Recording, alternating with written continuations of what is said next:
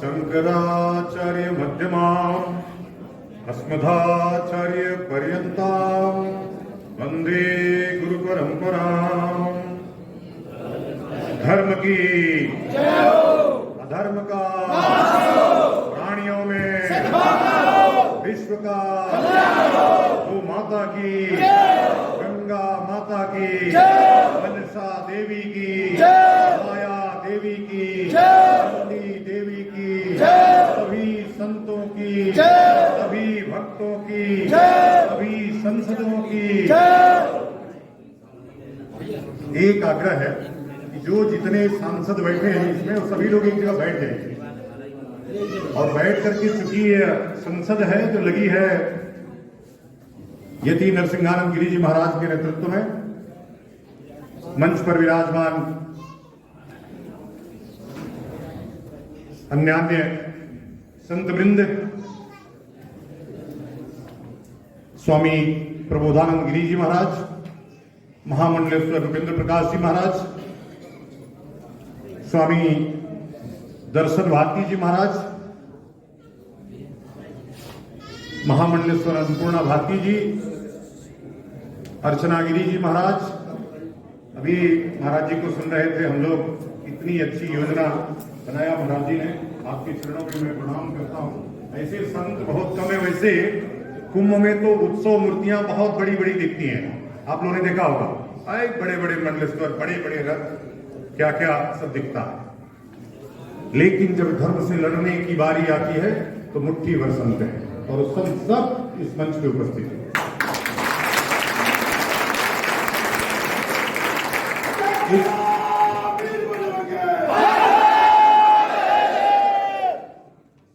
इतना ऊंची आवाज में कहिए कि वो जो उत्सव मूर्तियां इस हरिद्वार के प्रांगण में बैठी हैं, हरिद्वार तीर्थ नगरी है, सौभाग्यशाली है कि इस भारत भूमि में एकमात्र म्युनिसिपल है जहां सिर्फ हिंदू रहता है।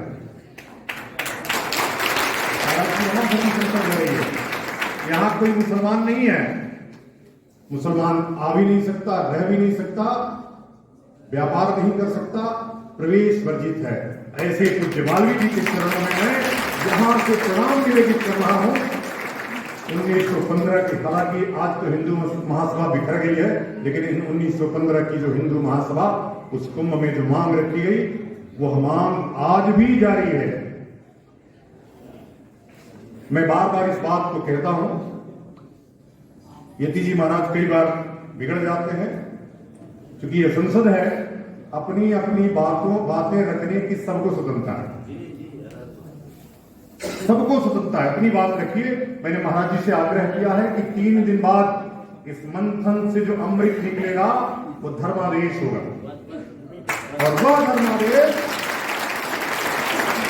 ये जो लोकतांत्रिक सरकार दिल्ली और उत्तराखंड और उत्तर प्रदेश और जगह जगह पे चल रही है वो सबको मान्य होगा। नहीं मानोगे तो 1857 का जो युद्ध हुआ उससे भी भयानक युद्ध लड़ा जाएगा।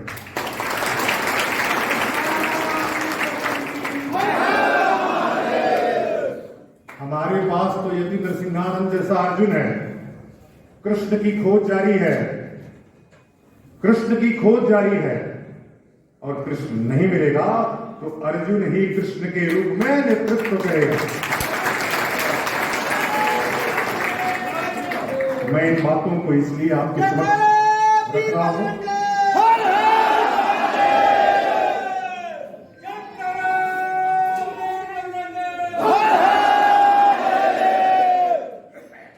आ जाने दो। भारत माता की जय, भारत माता की जय, जय हिंदुराज, जय हिंदुराज, जय हिंदुराज, जय हिंदुराज, वंदे मातरम, वंदे मातरम, हर हर महादेव।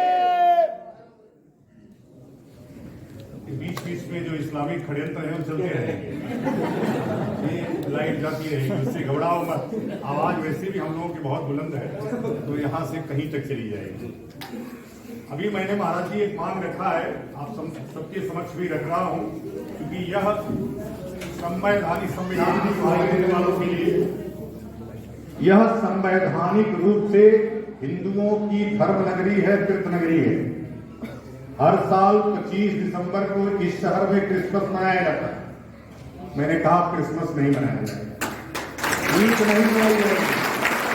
और जो होटल वाले क्रिसमस और ईद मनाएंगे वो अपने शीशा को बचाएं, अपने होटल को बचाएं, उसकी जिम्मेदारी हमारी नहीं। मैंने कहा तुम असंवैधानिक काम कर रहे हो, इसलिए हमने तुम्हारा विरोध किया और तुम्हारा शीशा टूट गया तुमने। लेकिन यह तय है कि इस बार 25 दिसंबर को हरिद्वार में क्रिसमस नहीं मनाया जाए।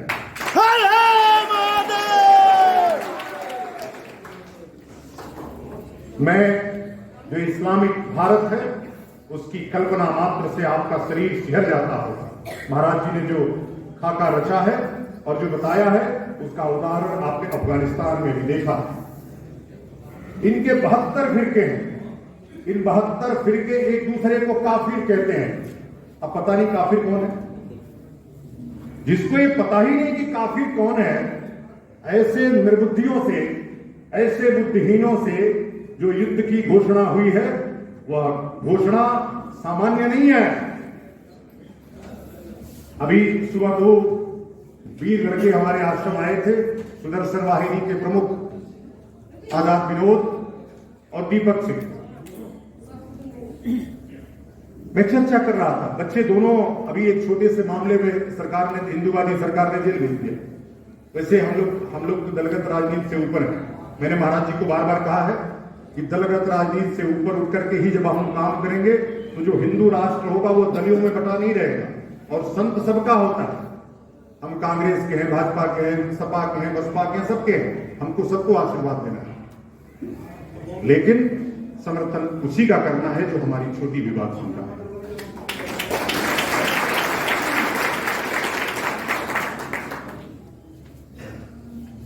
बच्चे बहुत चिंतित थे, मैं भी बहुत चिंतित रहता हूं। कि छोटा सा काम हुआ महाराज जी, जिस गली में मैं रहता हूं उसमें दुकानें, प्रबोधानंद गिरी जी महाराज अक्सर हम लोगों को इससे सचेत करते रहते हैं। यहां पे व्यापार करना मुसलमानों को मना है, लेकिन उस गली में जब मैं वॉक करने सुबह टहलने निकलता था तब मुल्ले का दर्शन हो जाता था। बड़ी बड़ी दाढ़ी, बड़े बड़े उसके बाल, और आजकल तो दाढ़ी भी उन सबों की भगवा कलर में, भगवा कर लेते हैं दाढ़ी। सुबह दर्शन होता था, ऐसा मन को विक्षोभ होता था कि क्या कहें। मैंने फिर उन दुकानदारों को बुलाया और कहा कि देखो यह हरिद्वार है और कम से कम एक यहां तुम्हारा जो खरीदने वाला है वो तो मुसलमान नहीं है, उनको बाहर करो। बच्चों ने माना, दुकानदारों ने माना, तुरंत उनको बाहर किया। अब वो उसी दिन से फोटो खींचने लगे आश्रम का। मैंने उनको बताया कि देखो मैं तो वहां पैदा हुआ हूं, जहां मेरी पैदाइश है वहां 90% मुसलमान है, और ये बात मन से कहने की नहीं है। 11 वर्ष की उम्र से मैंने उनसे पैसा वसूलना शुरू किया, जबरदस्ती। डरपोक भड़वों की कौम है, इनकी हिम्मत नहीं है कि आपके ऊपर आग उठा दे। आज तक मैं एक ही मेरे पास उदाहरण है, मैं कमलेश तिवारी जी, उसके अलावा इन्होंने, और वो भी षड्यंत्र से हत्या हुई, उसकी जांच नहीं हो पाई कैसे हुआ, लेकिन इनकी इतनी मजाल नहीं है कि आपका गला रेतते हैं। बस आप सावधान होकर के, यति नरसिंहानंद गिरी जी महाराज एक शेर है, उसके नेतृत्व में खड़े हो जाइए और अपने मन से मलाल निकालिए। देखो महाभारत के युद्ध में कश्मीर को छोड़ करके सभी राजा लड़ रहे थे। कश्मीर को छोड़ करके, वो इसीलिए महाभारत थी, सभी राजा लड़ रहे थे। कश्मीर का राजा चूंकि नाबालिग था इसलिए उसको युद्ध में सम्मिलित नहीं किया गया, लेकिन नाम कृष्ण का हुआ, सबने उनके नेतृत्व में युद्ध लड़ना स्वीकार किया। इसलिए सबको अपने मन के मलाल को बाहर करके अपनी व्यक्तिगत जो उत्कंठा है उसको समाप्त करके यति नरसिंहानंद के नेतृत्व में खड़े होइए, जो अपनी गर्दन कटाने के लिए तैयार है। हम निश्चित रूप से जिस हिंदू राष्ट्र की कल्पना महाराज जी कर रहे हैं वह हिंदू राष्ट्र हम प्राप्त करेंगे। 3 दिन तक महाराज जी, मैं आपको भी एक सलाह दे रहा हूं यति महाराज जी, कि निश्चित रूप से आप सबको अपनी बातें कहने दीजिए। आप मत कहिए कि भाई तुम क्यों नहीं तलवार की बात करते हो, क्यों नहीं बंदूक की बात करते हो, ये जरूरी नहीं। मैं बार बार कहता हूं कि कृष्ण की भी जरूरत है। जो मुस्कुराते हुए युद्ध करा दे। ऐसे कृष्ण की भी जरूरत है। सब तलवार उठा लेंगे, सब हथियार उठा लेंगे तो पता लगा इन जाहिलों की तरह आपस में ही गर्दन काटने लगे। उनको दिशा दिखाने वाला भी तो चाहिए ना, क्यों चाहिए कि नहीं चाहिए? तो इसलिए सबकी जरूरत है। कुछ सौम्य होंगे, कुछ उग्र होंगे, कुछ अति उग्र होंगे, कुछ तलवारधारी होंगे, कुछ बिना तलवार वाले होंगे, लेकिन ये धर्म युद्ध है। 3 दिनों तक ये जो मंथन चले, एक आदमी उसको नोट करे। मैं जिम्मेदारी लेता हूं कि उसकी धर्मादेश फिर संतों के साथ हम लोग बैठेंगे। जो धर्मादेश निकलेगा सरकारों को उससे अवगत कराया जाएगा कि हरिद्वार के धर्म संसद का ये धर्मादेश है, आप इसको स्वीकार करेंगे। उसकी बिंदुएं हम लोग तय करेंगे और वही मांग फिर अगली संसद तक चलती रहेगी।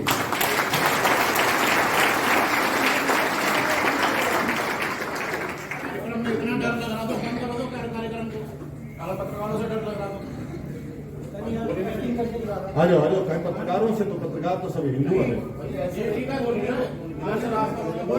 आ जाओ। गुस्सा नहीं स्वागत है भाई।